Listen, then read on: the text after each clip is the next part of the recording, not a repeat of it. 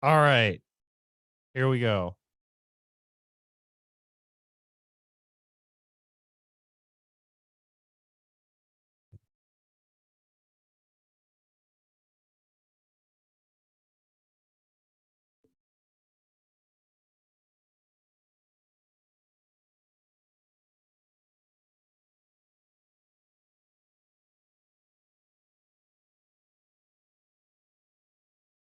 Take 20 men and stand them in a line.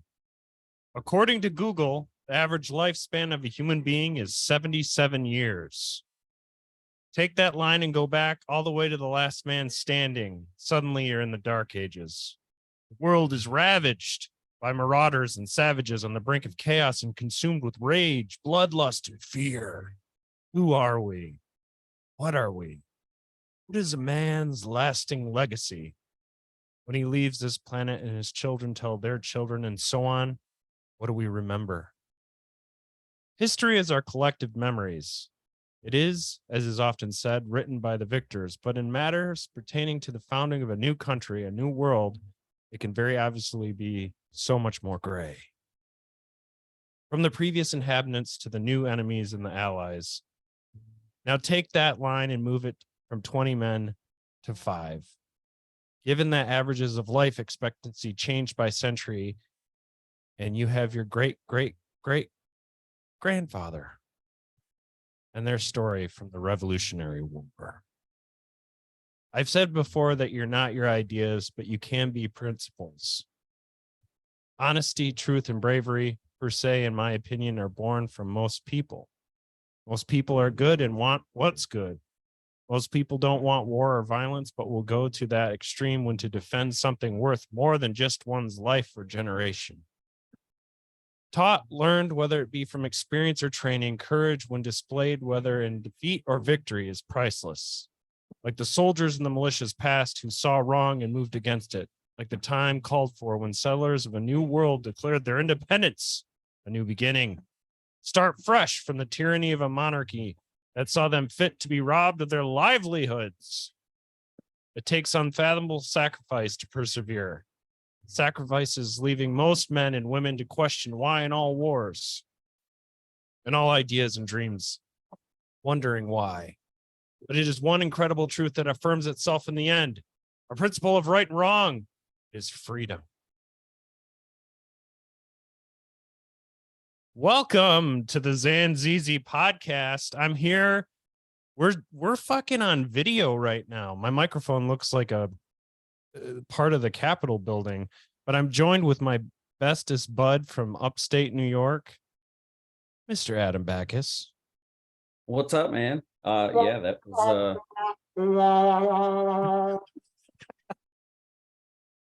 I had to do the rousing. This is the big Revolutionary War series. I've been waiting to do this. I've been so excited. I appreciate you coming and doing this with me because I know, like you said, you've been a fan of history. You got into it. When did you really start getting into it? When we mentioned it on the last episode, but when did you really like get into history? Yeah, it was I think I'd mentioned in the last episode or the phone call that was recorded. I I didn't so first of all, the microphone sounds a lot better than the Apple AirPods, right? Yeah, because Yes.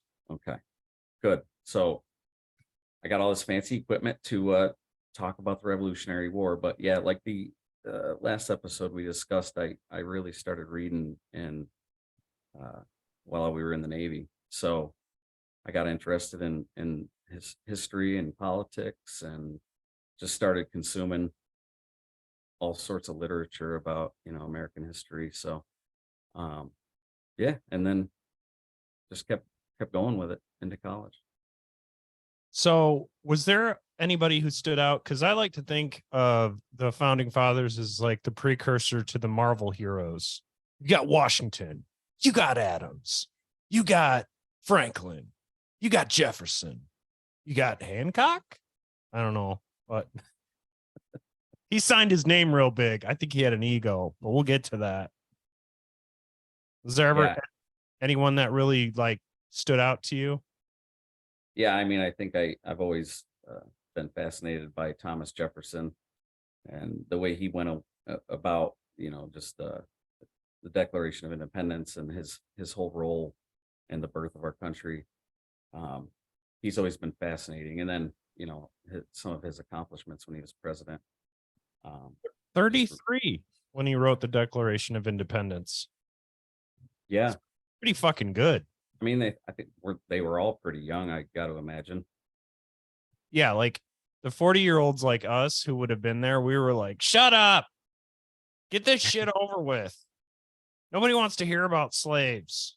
Go get me some fucking shoes. My fucking feet hurt. I got scurvy. That pilgrim boat sucked ass. Yeah, well, I think you have to grow up a little quicker back in the 1700s. If you were lucky, you'd live to 50. So True. True. The average life for 18th century is not very high. I think it was like 29. yeah, And that was like, you're a fucking great grandfather before you die. Somehow. yeah, I can't even imagine that. So I got into history basically by doing podcasts. And my dad was a huge fan of the Civil War, took me to Gettysburg at some point around middle school era. And I was like way into it. So I kind of benched that when video games became a thing and girls became a thing. And then I really came back around to it now as a dad. So this is kind of like the launch of the History Dads series of the Zanzizi podcast, because we like to talk about this stuff, especially late into the eves. We remember our forefathers. Like I said, I guess Iron Man would be George Washington, which we'll get to in a minute. But there is a way to trace this. And I was curious because I brought this up to my father, who is a big history guy. And he was like, well, this whole thing started with the Magna Carta. I was like, that sounds like a spell in D&D. I said, no. The Magna Carta, if you want to trace the dissolution of monarchs and power over free people back to a single document, time before the Rev War, it really has to start with that, because it was issued in June of 1215. It's the first document to put into writing the principle that the king and his government was not above the law. It sought to prevent the king from exploiting his power and placed limits of royal authority by establishing law as a power in itself. Magna Carta was written by a group of 13th century barons to protect their rights and property against a tyrannical king. It is concerned with many practical matters and specific grievances relevant to the feudal system under which they lived. Do you know what a feudal system is, Adam?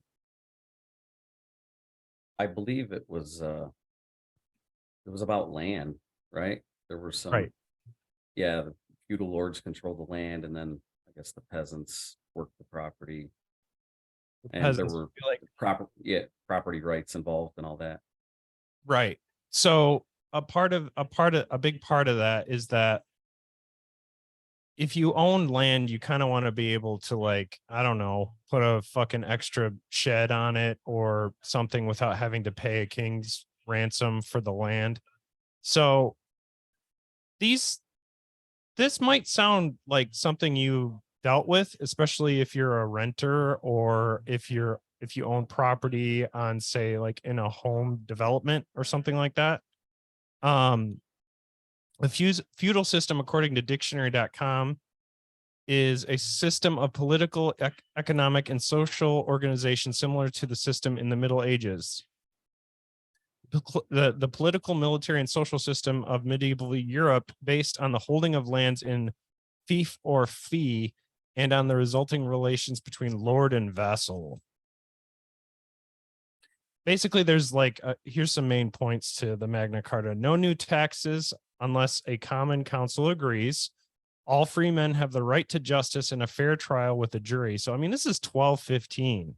It's pretty forward fucking thinking for a time pre the Black Plague. The monarch doesn't have absolute power. The law is above all men and applies to everyone equally. All free citizens can own and inherit property. Widows who own property don't have to remarry, which is, again, forward thinking for 1215, I guess.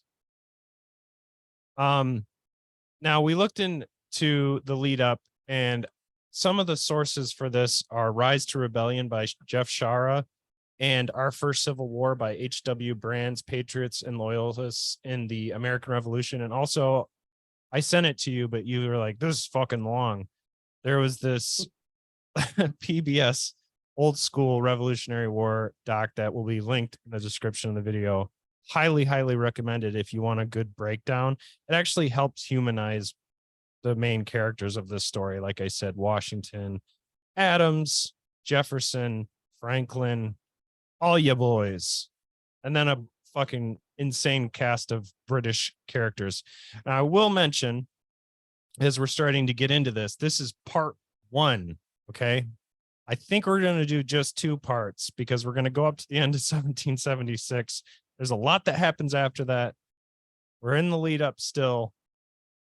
We're getting excited. Adam, what are you excited about? The Magna Carta, man. Yeah. That shit gets me so pumped. And I think I saw a copy of the Magna Carta at the what's the museum in DC? The big one? The museum. They have it's called the Newseum. And it's got a bunch of old publications and old stuff. It's obviously not the original, but I believe they have a copy of it. And I tried to take a picture of it and got yelled at by one of them. What? Yeah. Did you say, Fie! I am an American citizen. What are you, lord or vassal? No, I don't believe I got into all that. But yeah, no, I think that was at the museum long time ago. Right on. But yeah, no, it's that you lead with that, into the Declaration of Independence. It had a lot to do with it. I think. Well, that's why I think that's why my dad told me about it. I think a big part of it was he was just like, I think one of the keys to understanding history is to go back and see what preceded it. It's kind of like how every band is like essentially giving some sort of praise to the Beatles, because realistically albums weren't like that before that. It was, singles, or band goes into a studio and is like, playing to some artists preconceived kind of set standards, the things that they wanted them to do. But now, we have experimentation, we have genres, splitting into genres, but it's always good to look at the start. And for me, realistically, if you're going to get into the Revolutionary War, you go to that, and then you go to the French and Indian War. Now, to give some context to this time, obviously we know Pilgrims come over, some boats, Nina, Pinta, Santa Marina, Dan Marino, the Jerry Rice lands, hits the rock. They all come tumbling out like, shit, this is great. They hand these blankets to the Indians. Indians die instantly. No, but if you have to think about it in the context of the world, the French go to the north, the Spanish are from the south, and we hit dead center. British sea power, even early, was fantastic. So when we came over, a lot of what set us up was those original 13 colonies, because the land was so fucking fertile. Granted, we had issues with the Indians, and that's for a future episode. And they owe more than we gave them. But at the time, we definitely picked wisely. Where the French are up in Quebec fucking freezing their French testicles off, and the Spanish are kind of hanging where they're used to. we hit that midsection and we just gestated there. And I've brought this up before on the show, but we made England so much fucking money. I mean, Franklin did this really great thing. Benjamin Franklin did this really great thing where he kind of explained that like the relationship of Britain and of America was basically of mother and child. And I think a lot of that played out similarly if you break it down in that same type of way. Britain or England was the mom saying, you know, I'm worried about you. Don't stay out past midnight. And we were like, oh, we'll be fine. We're just gonna go over here. Oh, sorry, mom, we forgot to call. And then mom's like, hey, you haven't written in a while. I want to know how you're doing. And we're like, you know what, mom? We kind of want our freedom now. Okay. Like we've seen how it is. And like, you're wrong. Like you go through the same dimensions of parenthood in that way. But Franklin did that. Like he, in one of his letters, he was, because he was a big part of the printing press world and countless inventions and things like that. And I know there's some gray area to that. Don't get me started. There'll be a future Benjamin Franklin episode, but he was able to break down things for the common folk enough for them to understand it, probably pre common sense, which we'll get to later on. But the French and Indian War, Adam, do you know anything interesting off the top of your head about the French and Indian War?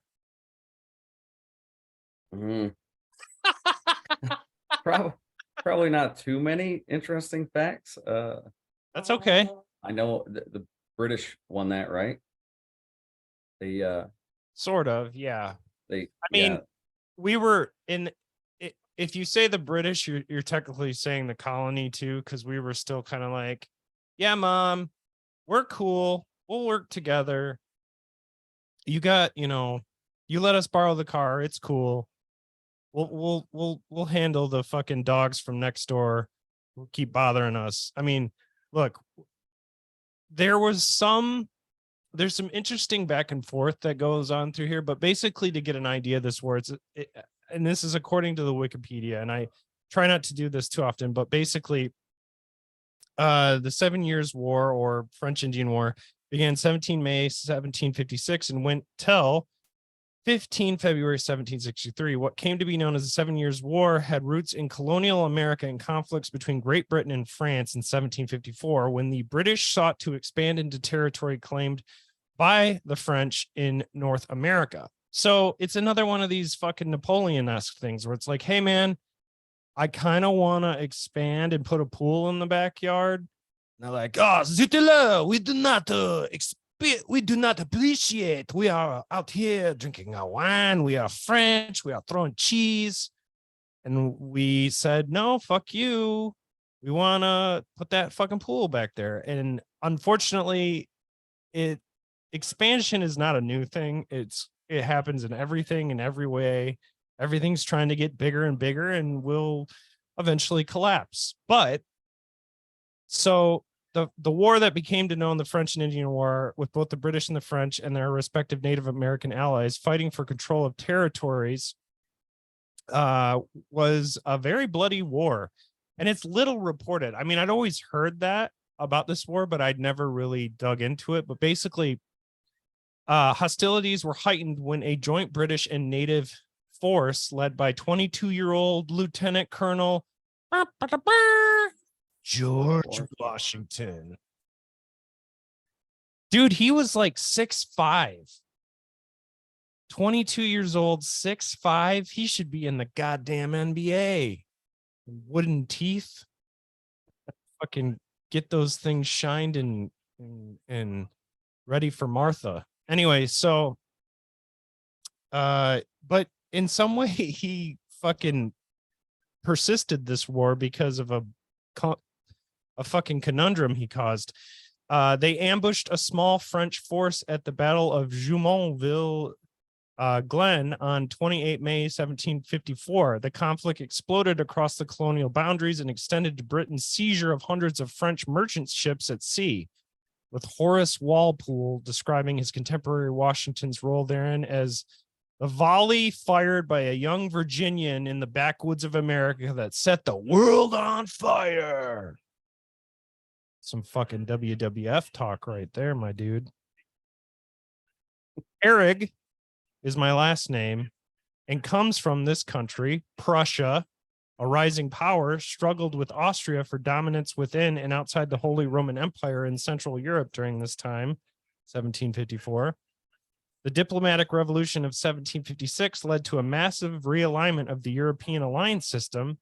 Austria allied itself with Russia and France in an attempt to regain the province of Silesia, which had been lost to Prussia in the earlier War of the Austrian Succession, while Prussia allied itself with Great Britain, who welcomed Prussia as an upcoming European land power who could help counterbalance France and Germany. Realizing that war was imminent, Prussia preemptively struck Saxony and quickly overran it.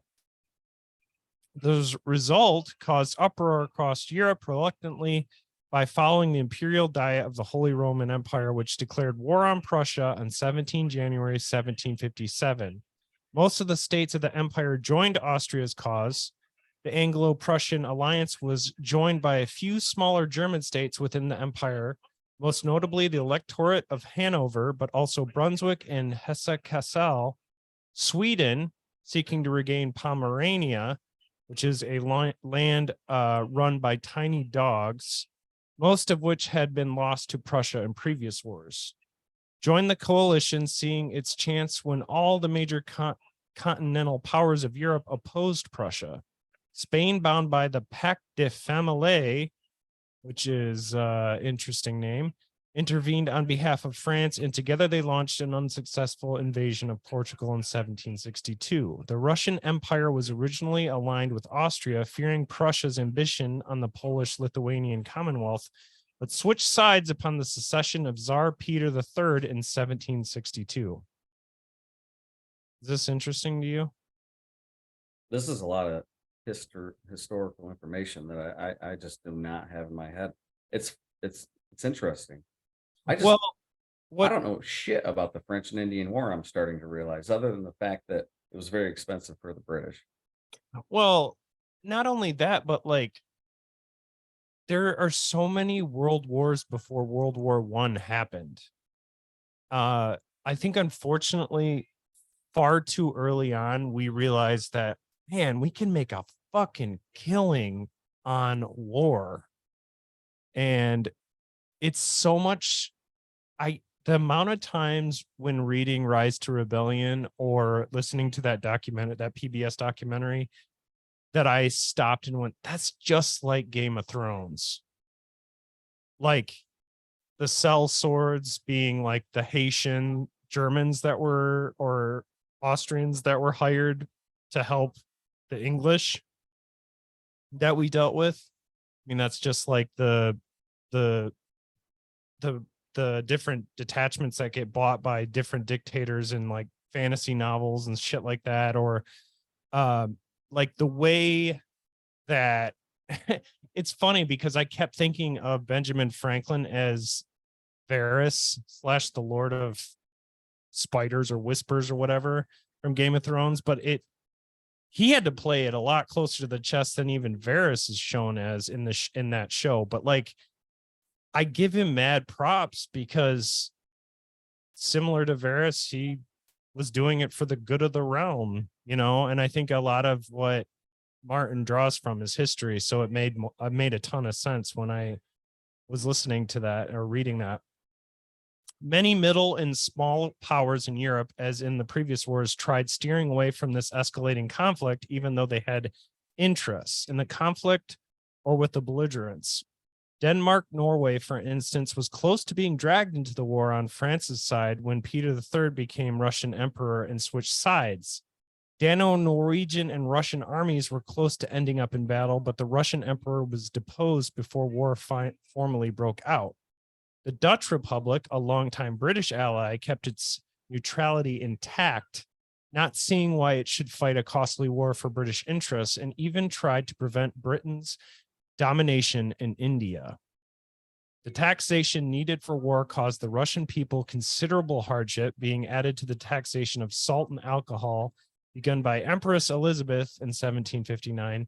There's just all this history of taxing too. Like I understand taxes pay for a lot of great things like roads and hopefully schools, but like it does often seem like it almost always with some sort of monarchy flip to like, well, I want golden carriages of suckling pigs soaked in butter, like just like gluttony to a disgusting extent. But like,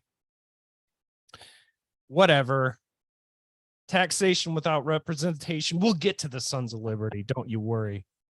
The war ended with two separate treaties dealing with the two different theaters of war. The Treaty of Paris between France, Spain, and Great Britain ended the war in North America and for overseas territories taken in the conflict. The 1763 Treaty of Hubertsburg ended the war between Saxony, Austria, and Prussia. The war was successful for Great Britain, which gained the bulk of New France in North America, Spanish Florida, some individual Caribbean islands in the West Indies, the colony of Senegal on the West African coast, and superiority over the French trading outposts on the Indian subcontinent. Now, I've said this before, and I'll say it again. Grand Rapids, Michigan was founded by a French fur trader named Louis Campaw. So even in my neck of the woods, there were French fur traders.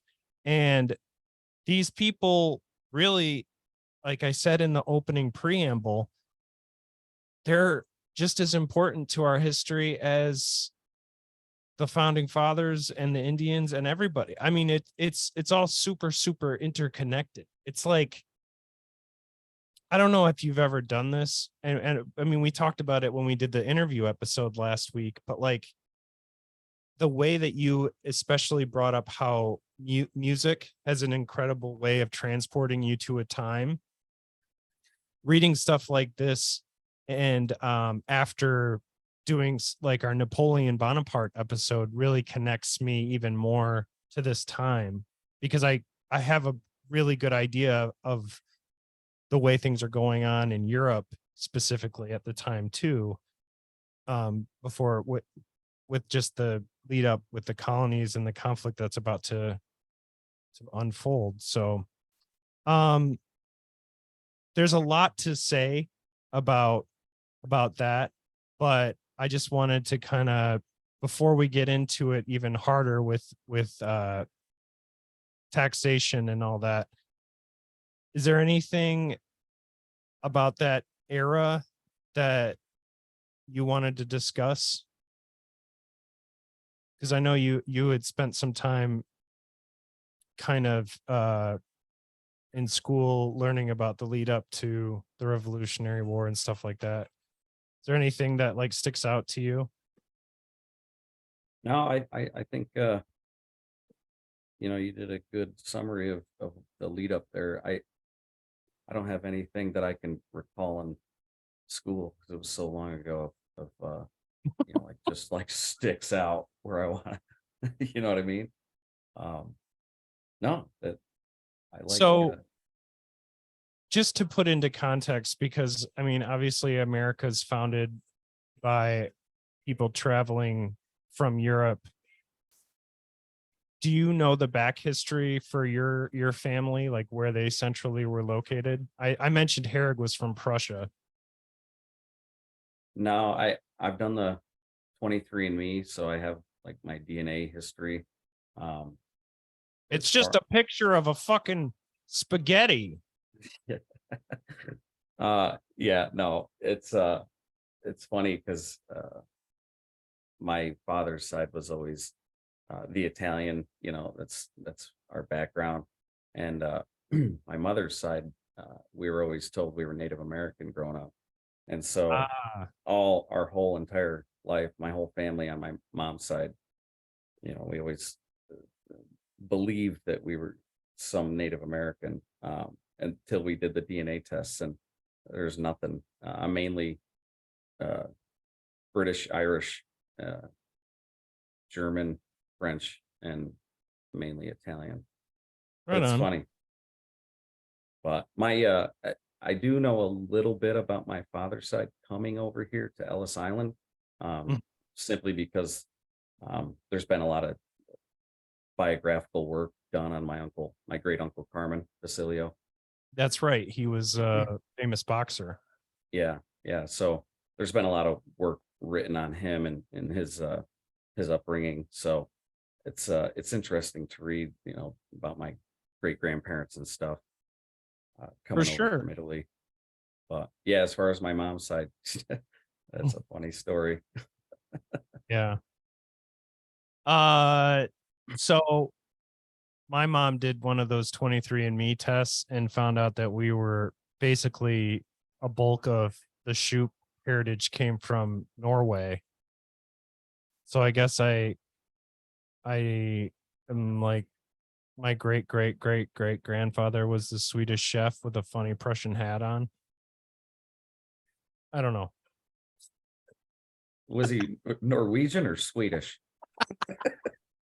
Listen, man, sometimes I mix them together. It's all right. But Well, there's obviously a difference. And Finland does exist, contrary to the episode we did about Finland not existing because people are idiots online. I people don't believe Finland exists. There's a fucking conspiracy that Finland doesn't exist. They're That's right like, up there with flat earthers. oh God, don't even get me started. Let's talk about the Boston Massacre. It was spooky. No, it sucked. And honestly, there's a chapter in Rise to Rebellion that is really like it sets the tone so perfectly. And I kept thinking, do you remember when we were in Greece and there was that big protest riot that happened at the shore duty area, like where the ships fucking gathered? Yeah, up on topside, right? Yeah. Yeah. And Yeah, they yeah, they were all shot off a outside bunch. the gate. They were all worried and shot tear gas and shit like that. I Yeah, they remember had being big nervous. banners hanging up on the mountainside next to us, like Yeah. "Go home Yankees" or whatever the hell they had. Yeah. I kind of felt for the British centuries when I was reading this chapter, specifically because they paint it so well. And maybe when you're writing a book, you have kind of a, you want it to be an exciting experience writing a book. So I get if they might maybe indulge a bit, but like you do get a sense, especially given that there would have been, especially since there were legal proceedings, there would have been pretty detailed like accounts, and there were a lot of people there, and it obviously influenced a generation. But uh my sense of this whole thing really changed reading that, because it was from all that I've read online, it was just a fucking kerfuffle. It was just a giant quagmire. And I always say in my real life, if you say something, you're trying to will it into existence. It's like if I say, I'm going to do a podcast today, I make a plan to do it and I follow through. And if I don't follow through, I feel like like I didn't do something, or I fucked up and I need to double my efforts or whatever. It's like when you have that irk in the back of your mind, I got to study for this test, or I got to make sure I say, like, raise somebody up who's been feeling down. This was one of those things where when reading it, I just immediately felt like, because of the way that the temperament had been with the taxes, people were fucking fed up. You know, they didn't have a term back then like woke or whatever, but it was like there was a triggering happening, especially when it came to the British troops and people thinking like, this is fucking stupid. Having like a babysitter around all the time. Everywhere I go, there's a fucking red coat. And he's just looking at me. He checked out my fucking girlfriend. I'm gonna bash his fucking stupid face in. His fucking crooked teeth. I'm gonna put him on the pavement. But the Boston Massacre, like 5 people died. There, it sucked. you know, I mentioned the book by Jeff Shahara, which everybody should read. It's a fucking incredible story, but it's the sentry, the British sentry on duty during the colonial quote unquote riot, and its harrowing ideas were taking shape in the form of a mob crowd that just started fucking pushing them around.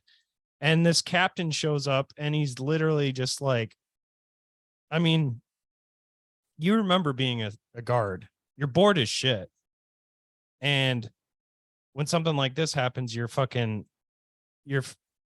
go through all the motions. Like you're thinking about, oh, if this escalates to this level, what am I going to do? If this goes this way, what am I going to do? I've been told that, you know, I'm defending this post, you know, and there were all the, you know, the commands that we had to memorize, which I can't even remember the fucking first one, but you might. Do you remember our guard duty commands?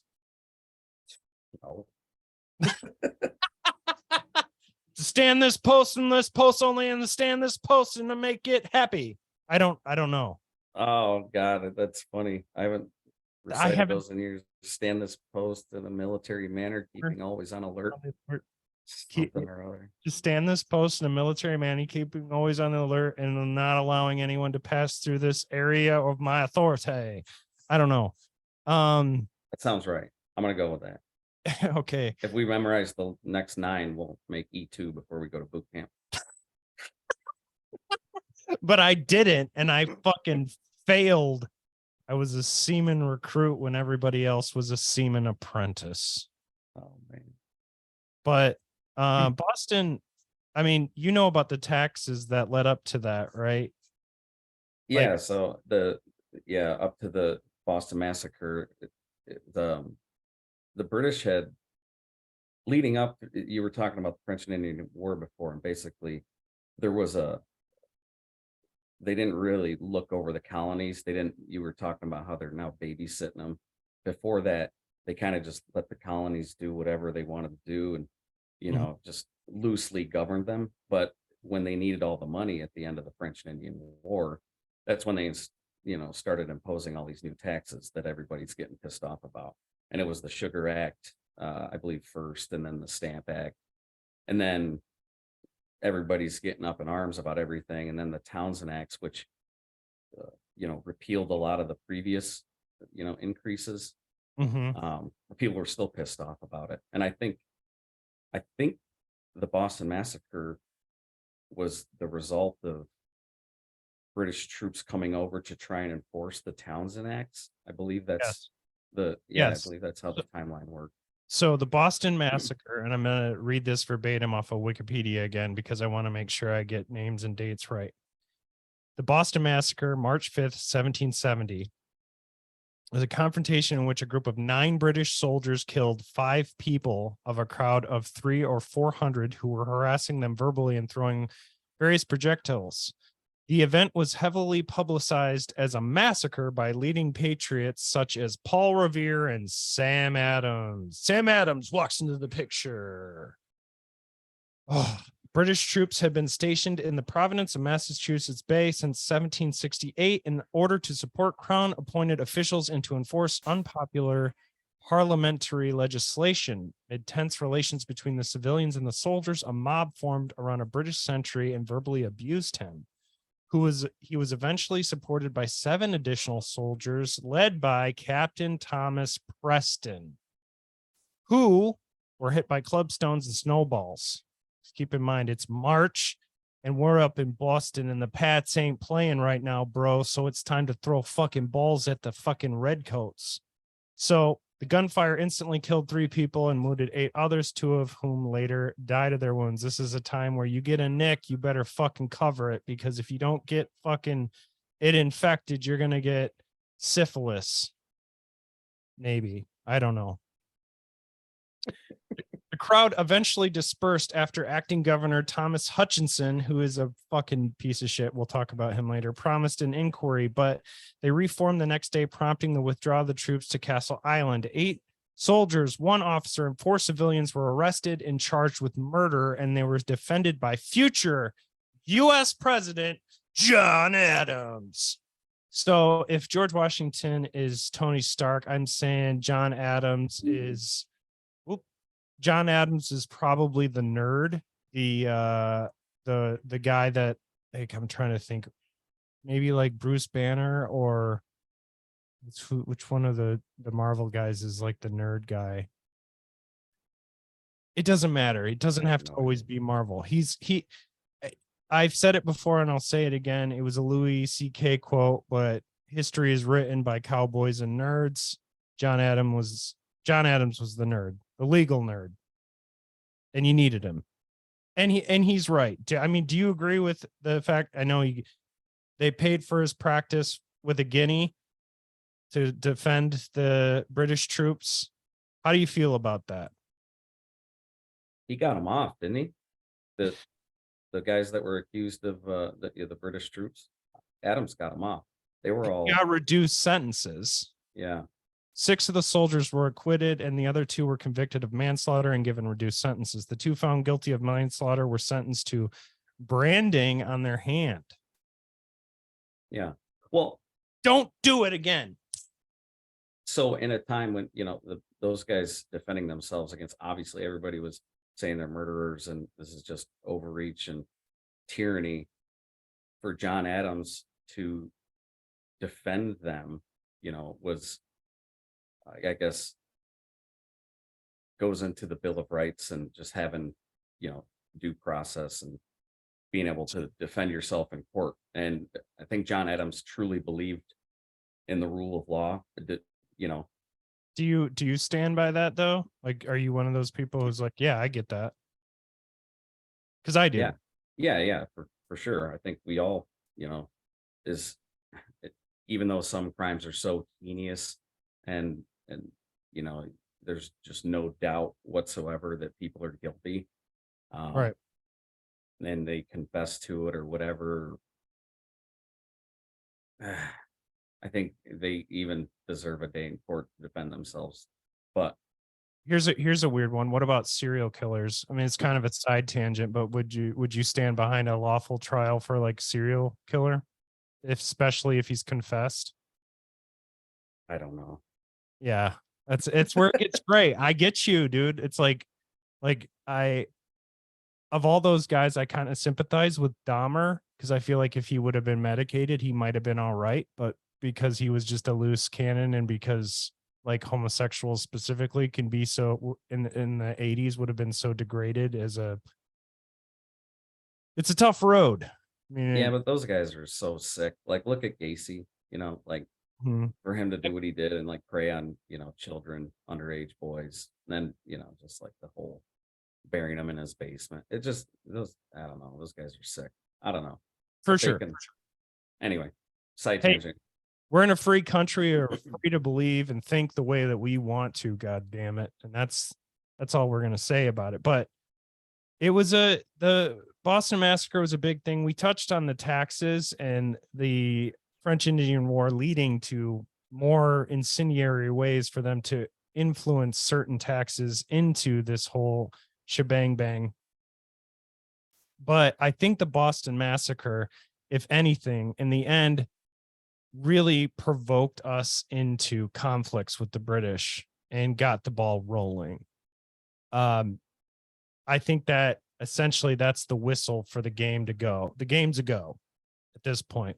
Strap your fucking coonskin caps on. We're fucking mudding it. We're going to war. So, spring 1775, the colonists were in a rush to form some sort of army against the British, a colonial army, if you will, who would suddenly fire on them. Between all the different leaders, many stepped in to fight against them. Many loyal patriots given the 7 Years' War. One was Benedict Arnold. You want to know what? Doing the research for this, I have a new sympathy for Benedict Arnold. I'd always heard that he was essentially colonial Judas, like the one that betrayed Jesus or whatever, if you want to compare it to Christ. But like, he's a lot more gray than I would say he's evil. because there's a lead up to that. I mean, nobody likes a stuffy know-it-all. Nobody does. I get it. You want people to have humility. You want people to have a sense of humor. But I feel like Benedict Arnold had lived a life up until his service. And not only was it one of these things where, I mean, he was dubbed by one documentarian as spit and polish, according to the men who saw him ride up on horse. He was just all fucking pomp and circumstance and arrogant, determined. He was a man who had run away at 15 from his family and joined the Connecticut militia to fight in the French and Indian War. His family had been wealthy, but his father had squandered their wealth. After the French and Indian War, he found profit in business, but always felt a call to glory.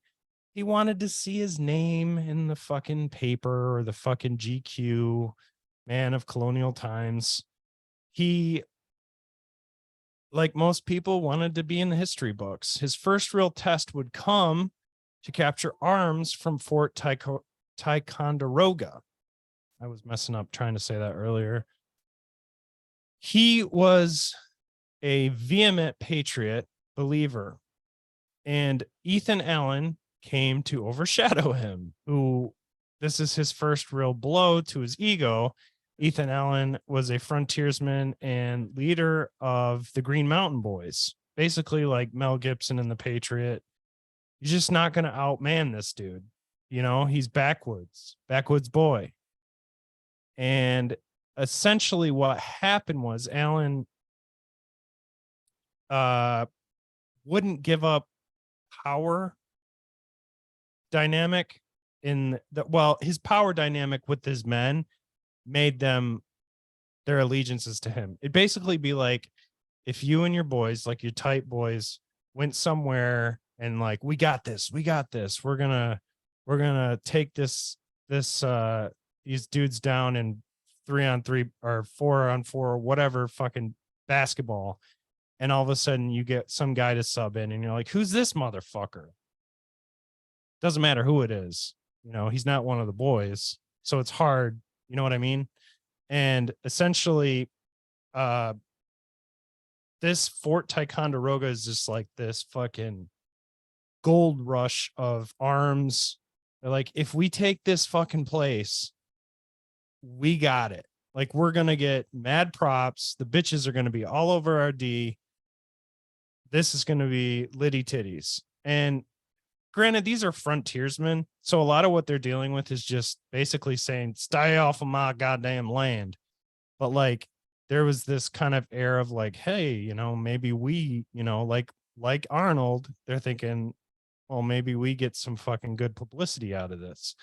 And so when they took this fort, it's funny because it's one of those situations, and there's so many of them during this time, where it's literally just people standing guard, and one guy's got his shoe on his fucking hand.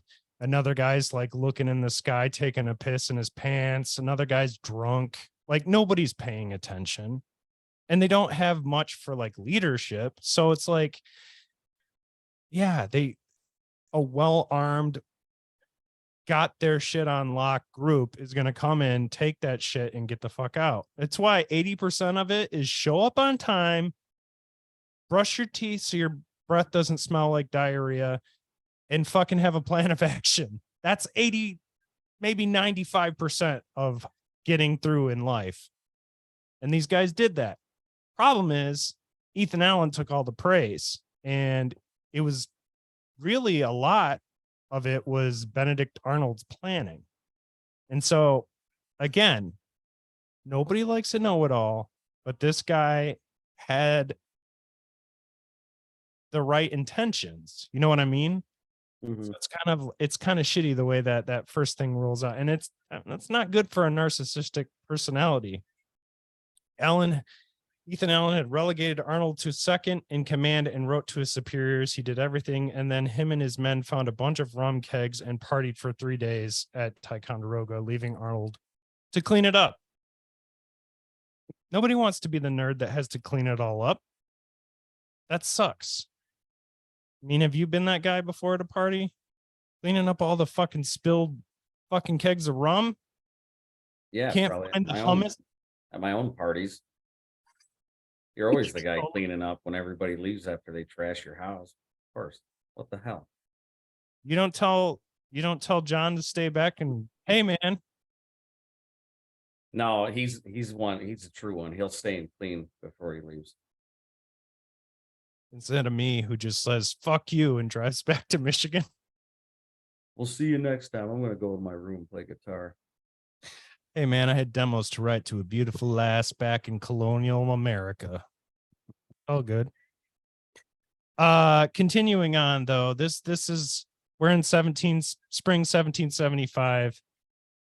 And that's one of the first instances there that that led up to it though. I mean, we got those arms. Ethan Allen takes the praise. But what about our man, George Washington? Washington. You ever think it's interesting that like so many people of say the African American backgrounds seem to have that as a last name, Washington? Is that a thing? Yeah, I mean they inherited their names from their slave owners. Ah, I set you up for that. Well done. Oh, that was a quiz. Yes. Oh, I guess we're okay. I gotta be on my toes now. Oh shit. I didn't want to be yeah. Yeah. No. So we're gonna Doesn't keep Eddie Murphy, who does a bit on that whole thing? I think it was Eddie Murphy or Was it- Richard Pryor. Yeah, anyway. Speak it out, YouTube, folks. It's good shit. So, May 1775, John Adams elected George Washington, our first commander in chief for no pay. Hey, America, remember when we took on jobs because the right man needed to be in charge? Well, this was the first time because he was the right man and from an adjourning colony. He wasn't from, so Philadelphia would have been where this would have been. He wasn't from Massachusetts. He was from Virginia. And they had the forethought to think about the fact that they needed other people in the colonies to want to run with this. And so having somebody from an adjourning colony was an important aspect. He didn't want to do it though. So contrary to what people said, and now I heard a lot of historians saying, oh, Washington really wanted it. You could tell by the way he, I don't know, fucking crossed his legs. It's like, I like to think that sometimes men do things out of a sense of duty. And in this instance, he's a military guy. Granted, he maybe accidentally killed a French diplomat and started the whole French-Indian War. We're not going to put that on him. He was 22. Shit was blowing weird that day. We all fuck up. But John Adams saw something in this guy. He said, I see a face that belongs on a $1 bill. Let's do it. You're the guy.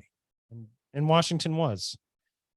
The Continental Army was the army of the United Colonies, representing the 13 colonies and later the United States during the American Revolutionary War. It was formed on June 14th, 1775 by a resolution passed by the Second Continental Congress meeting in Philadelphia after the war's outbreak. Howdy doody, folks. I was right. It was in Philadelphia.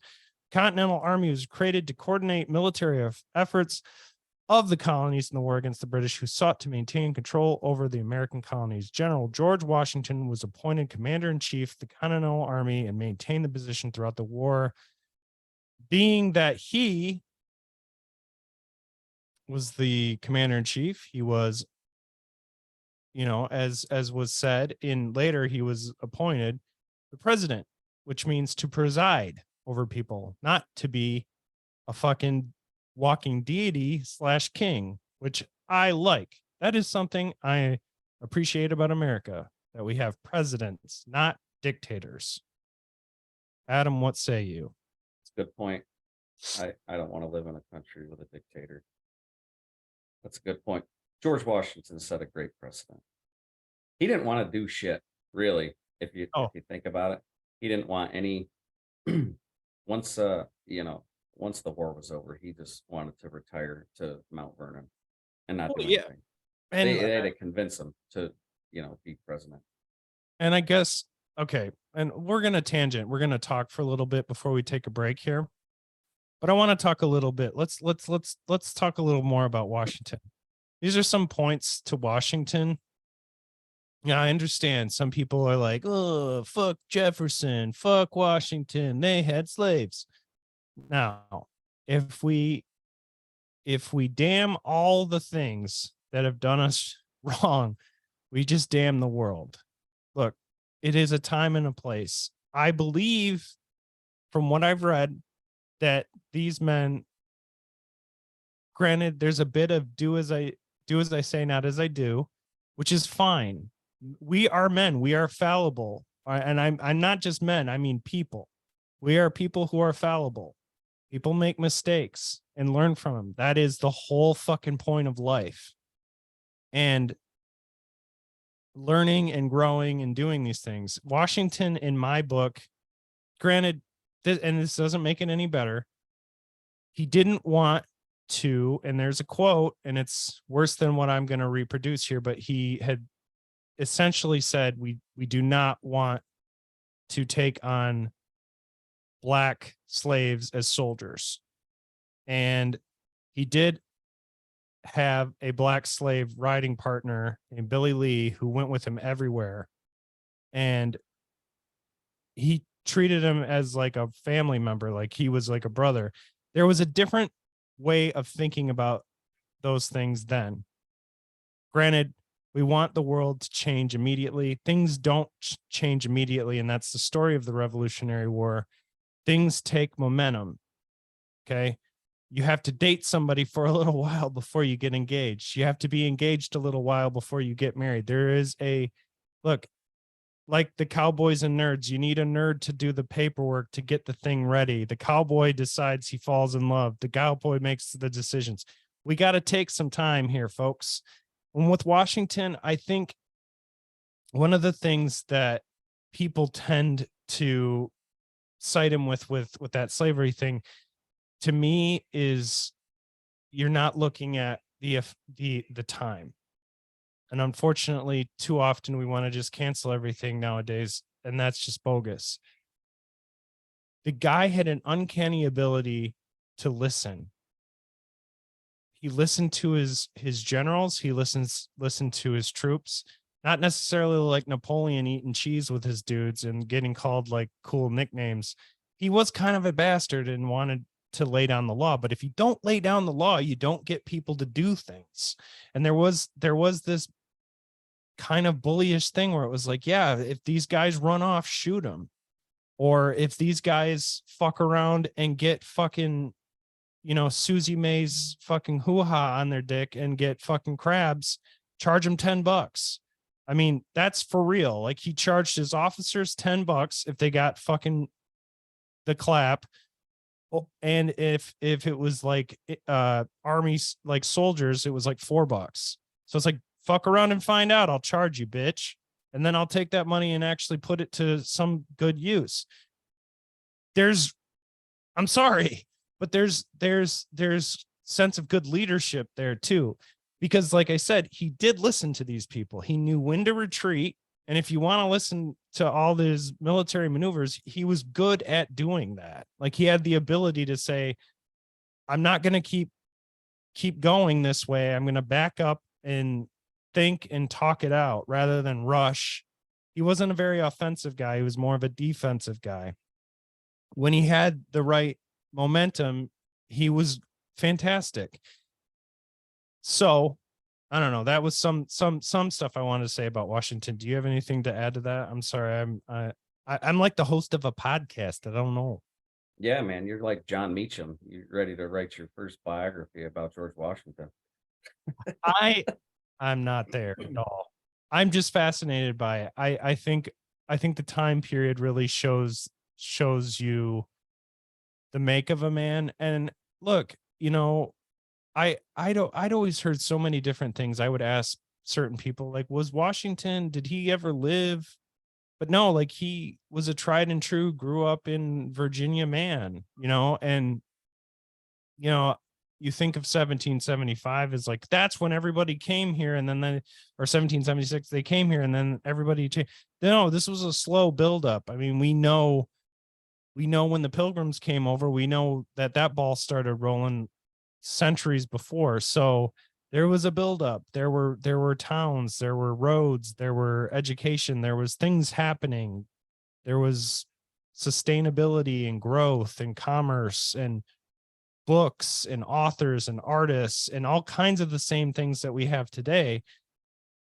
There just needed to be a change. And that's why what we're celebrating today, baby, the independence of this country, because technically it was July 2nd, but they wrote it July 4th and it was finalized. So John Adams, I think, was the one who was like, yes, July 2nd will be praised. And here we are on July 2nd, recording this episode coming out on July 3rd, which is the eve of independence. Anyways, we're going to take a break. But when we come back, your second segment and the end of part 2 in 1776.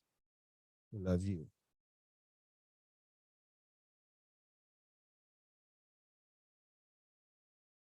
Anyway, I stopped recording. I think this is still recording, though. I'm going to pause it.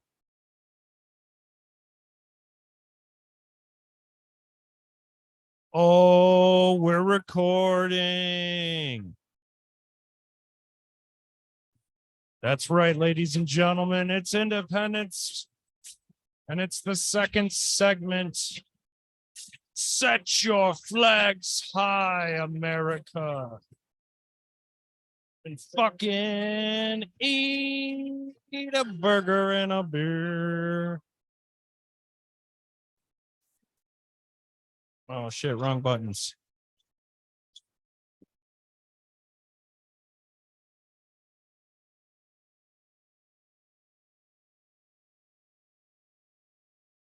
All right, folks. America's free. Because we have a thing called the Declaration of Independence, but we'll get into that. Adam, my brother, joined over the interwebs and online on video if you'd like to watch us. Hi, subscribe to Zanzizi Podcast.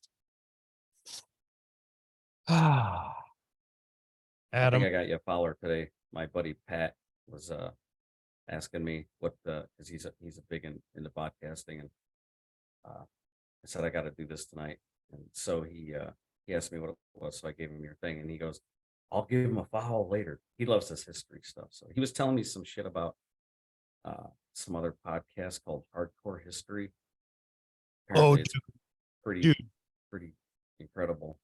Dude, Dan Carlin is the man. He's one of my heroes. Yeah, he pronounces Genghis Khan Genghis. He gets real serious about his history. No, I love that guy. Yeah, and he tells great. Like, he has a really great series on World War I, which I fucking love. And he does a specifically about religious kind of times in Germany in like the 15th, 16th century-ish. It's fucking fascinating. Check out Hardcore History. But stay here and listen or watch us as we continue down the trail, heading for our independence. Unfortunately, though, we had Bunker Hill first. June 17th, 1775.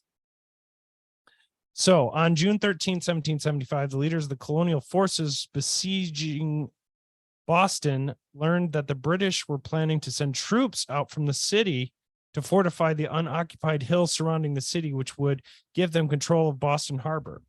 In response, 1,200 colonial troops under the command of William Prescott stealthily occupied Bunker Hill and Breed's Hill. They constructed a strong redoubt on Breed's Hill overnight, as well as smaller fortified lines across the Charlestown Peninsula. By daybreak of June 17, the British became aware of the presence of colonial forces on the peninsula and mounted an attack against them. The Americans repulsed, or sorry, did I read that correctly? repulsed, interesting, 2 British assaults with significant British casualties. The British captured the redoubt on their 3rd assault after the defenders ran out of ammunition. That's the thing. Got to have bullets for them guns. Colonists retreated over Bunker Hill, leaving the British in control of the peninsula. Like I said, retreat well. The battle was a tactical victory for the British, but it proved to be a sobering experience for them. They incurred many more casualties than the Americans had sustained, including many officers. The battle had demonstrated that inexperienced militia were able to stand up to regular army troops in battle. Subsequently, the battle scourged the British from any further frontal attacks against well-defended front lines. American casualties were much fewer, although their losses included General Joseph Warren and Major Andrew McClary, the final casualty of the battle. The battle led the British to adopt a more cautious planning and maneuver execution in future engagements, which was evident in the subsequent New York and New Jersey campaign. The costly engagement also convinced the British of the need to hire substantial numbers of Hessian auxiliaries to bolster their strength in the face of the new and formidable Continental Army. So I mentioned that the Hessian group, it's interesting to think of there being sellswords in war during this time, but there were. And I mentioned that George Washington didn't want to take on black soldiers or slaves that had left their plantations or their previous owners and their servitude. There were some interesting outcomes to that, because the British forces said that they would allow fleeing slaves to join their armies. So you make a decision like that, you got to be prepared for the enemy to make a maneuver, and they did. They allowed runaway slaves to join, not only to join, but also to gain their freedom through said service. So that was kind of a misstep, a huge misstep in my mind. But, and this is also an interesting fact, the slaves that were in service in the colonial army were from the North, who had their freedom, and they did serve. There were black soldiers in the colonial in the colonial army. So big ups to that. And thanks for serving your country, even when people didn't fucking count you as a man at the time, when they said all men are created equal. Kind of fucked up. But hey, that was the world. And you know what? I'd like to think that we're hopefully going to we've gotten to a better place than that. But thank you for your service. Anyways, continuing on. Early winter 1776, an immigrant from England of little riches but infinite worth became very popular in 1776, a man who would write a powerful document, only like 43 pages to be exact, that would spell out the truths of what the Revolutionary War was all about.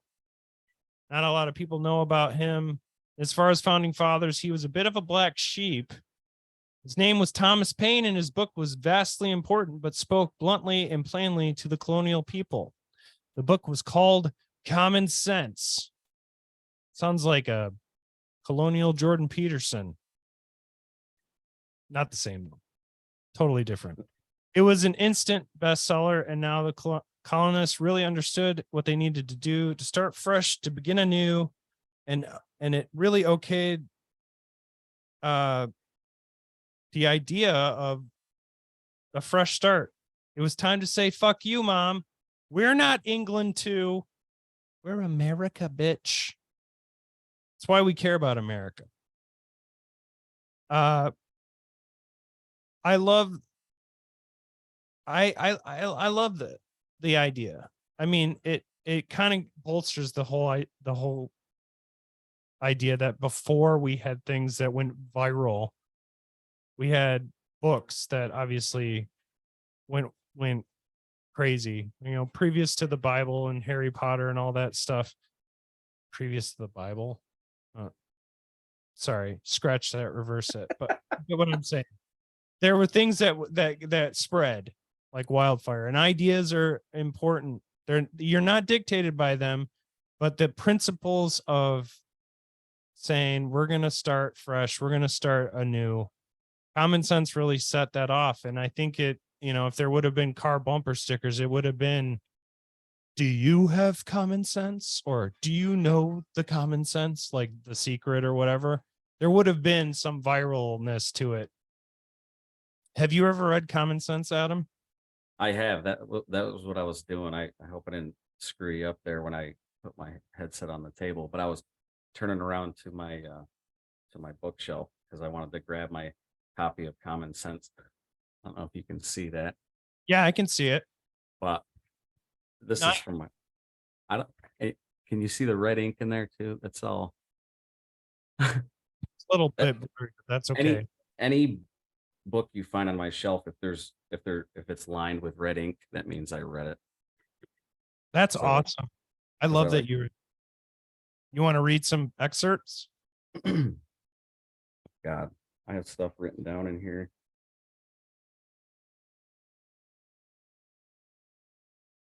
The interest of the elected should not depart from the interest of the electors. I got all sorts of stuff highlighted and underlined in here. But Common Sense, yeah, I read this. I really, this was one of my favorite things to read when I was in college, but it's a really short pamphlet. And going back to what you're saying, like this was Twitter back then. Yeah. This was social media. If you wrote a pamphlet, and it hit home with people, and they just start passing it around and everybody's reading it and getting on the same page. It was it was definitely highly influential work at the time. 1776 is the year he wrote it, I believe. Yeah. January 1776. Yeah. Which, I mean, it spoke to the country, like it caught on like wildfire, and it's still around this day. You can purchase a copy. Highly recommended it then, highly recommend it now. I'm Yeah, glad you got a copy too. That's awesome. Yeah, he addresses a lot of stuff in here, just like ultimate power, or divine, you know, inheritance, kings, and just the whole. It was a big knock right at The monarchy. the monarchy. He goes into a lot of economics. There's graphs and numbers and shit in here. Yeah, It just proves to you more too that this stuff has been around forever, I have two quotes from him I'll read. He says, quote, "I love the man that can smile in trouble, that can gather strength from distress and grow brave by reflection. 'Tis the business of little minds to shrink, but he whose heart is firm and whose conscience approves his conduct will pursue his principles unto death." And another one here, quote, I prefer peace, but if trouble must come, let it come in my time so that my children can live in peace. I would like to buy that man a beer. he's a deep dude, man. Deep dudes live forever if you can write it down or start a podcast. 'Cause I'm deep, bitch. Here's an excerpt. As Go Europe is our market for trade, we ought to form no partial connection with any part of it. It is the true interest of America to steer clear of European contentions, which she can never do while her dependence is on Britain. So basically, he's saying there's no advantages to being under British control at the time, which obviously was a big deal. Yeah. Independence was about economics at the end of the day. They wanted the ability, freedom overall, but a lot of economics had to do with it. I think anyway. No, I think you're right. I think, I mean, it's similarly, you leave the nest in order to start fresh and have like a good, solid, firm structure to build on. You have to have a way to make your own independence and have your own function in creating business and profit. So in order to do that, you need to be free. You need to be on your own. You need to be able to make decisions that you can make mistakes from, but also learn from. And speaking of which, this goes into the said document, the Declaration of Independence, written by a 33-year-old Southern lawyer named Tom Jeff in 2 weeks. Thomas Jefferson, obviously.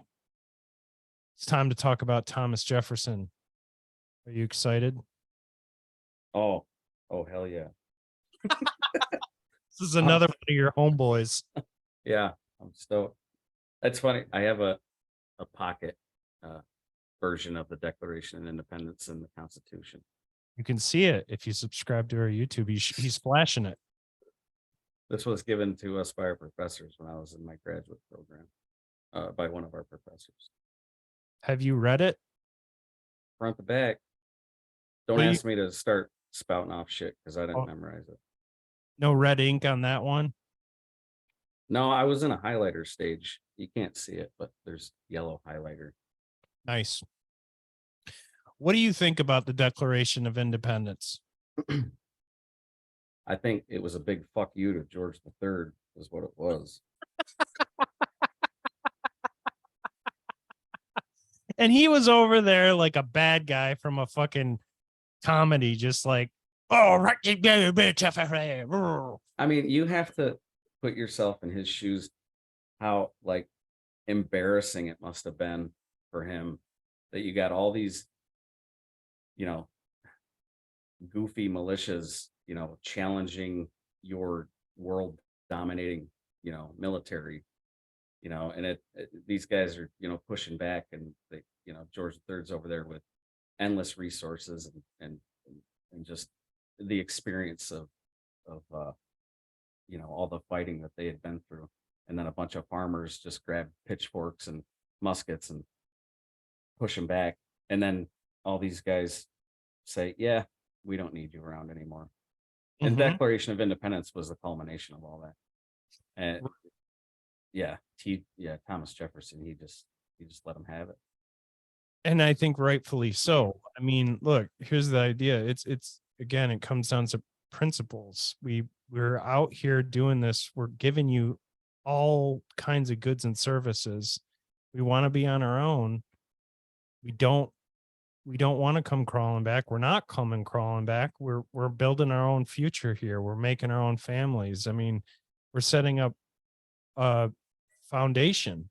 And unfortunately, ego gets in the way, especially with a monarchy, and these things just, it was like, you can't let the baby go. And it really leads into the Revolutionary War eventually is the climax of all this. And with the Declaration of Appendix, the Declaration of Independence, Thomas Jefferson had really made something special. Granted, Congress really ripped it up when it first came in, and they altered it quite a bit. And the biggest thing being, look, dude, we're not going to make slaves free.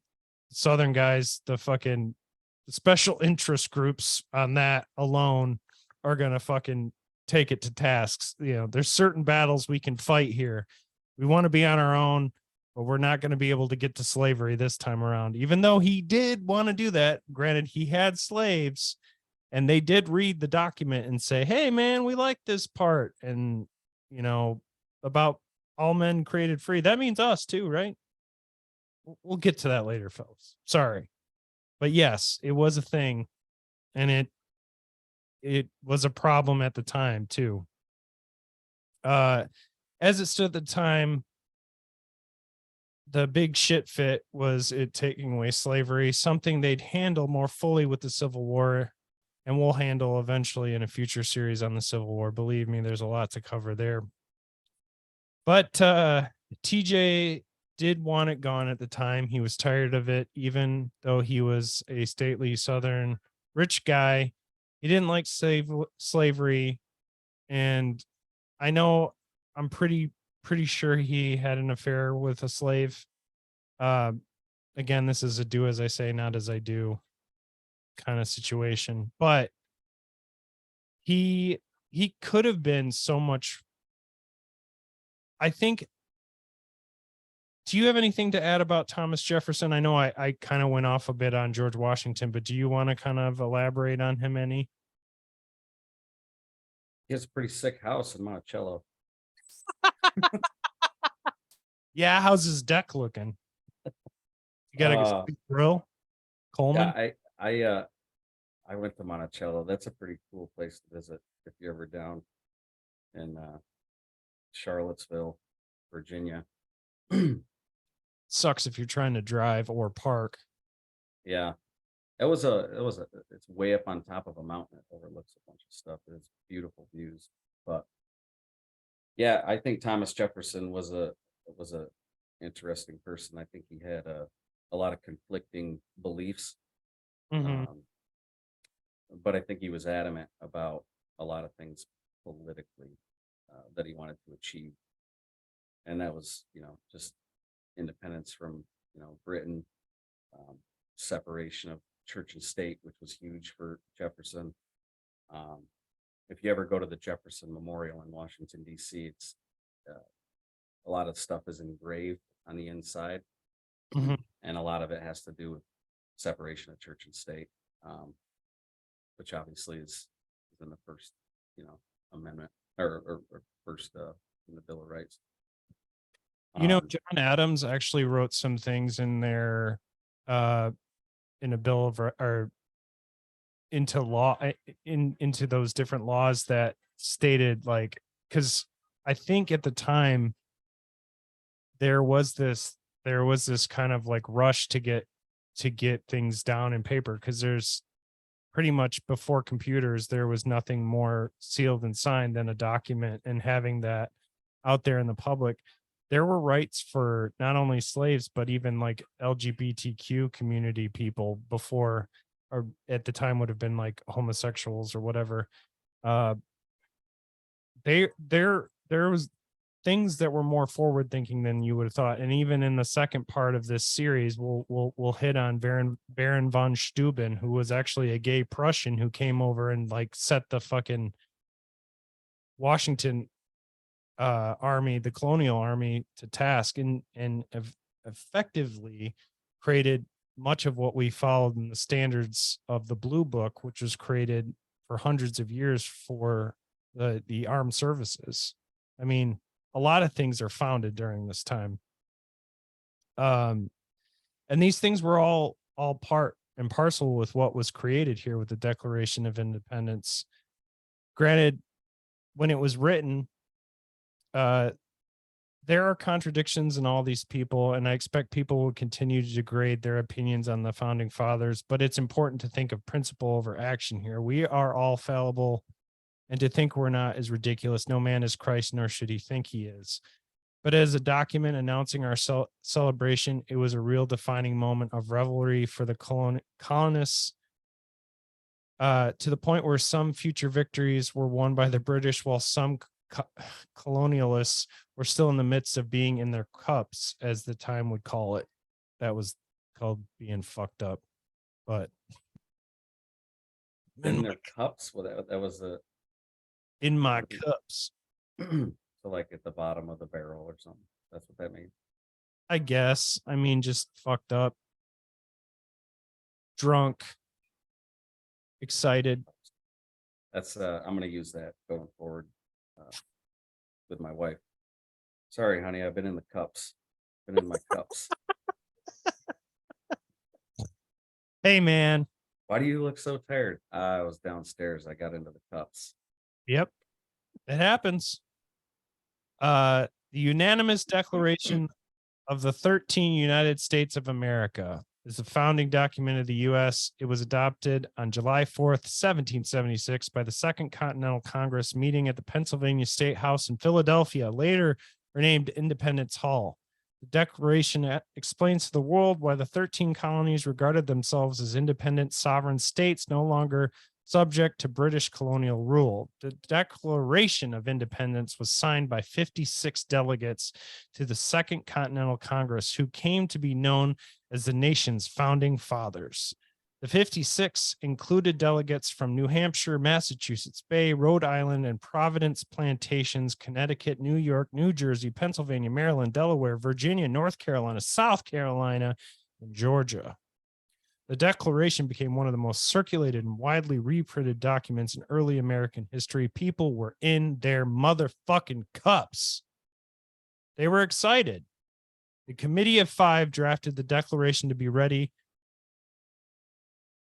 when Congress voted on independence. John Adams was there. A leading proponent of independence, persuaded the Committee of Five to charge Thomas Jefferson with writing the document's original draft, which the Second Continental Congress then edited. The Declaration was a formal explanation of why the Continental Congress voted to declare American independence from the Kingdom of Great Britain, a year after the American Revolutionary War had broken out, which is a bad time for the Brits. Began in April of 1775. The Lee Resolution, also known as the Resolution for Independence, was the formal assertion passed by the Second Continental Congress on July 2nd, today. It passed unanimously. After ratifying the text on July 4th, Congress issued the Declaration of Independence in several forms. It was initially published as the printed Dunlap broadside that was widely distributed and read to the public. Jefferson's original draft is currently preserved at the Library of Congress in Washington, D.C. Have you seen that, Adam? No, I have not been to the Library of Congress. I've walked by it multiple times. Never went in there though. That sucks. And you lived there for how long? 6 years.